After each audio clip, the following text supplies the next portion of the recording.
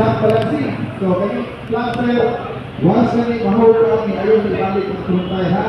Speed control sa backpedal, steering control sa pylon sa long brake ang electronic, zigzag ka. Zigzag. Okay, tumanan mo ha.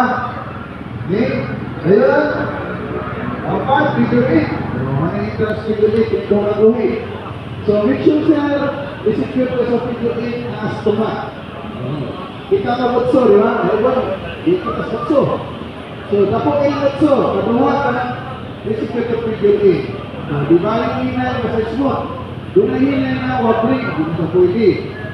So, make sure sir, kung buha kaligid na nito nga. Kung maawas kung buha kaligid, out-balance lang, pwede na siya. So, kaduha ka ng figure 8, exit na ka sa figure 8 para mag-factor 3-4. Yan. Okay. Para di ka mura ng lumiko, relax. Relax ha, bawal, upokod, duri na kita.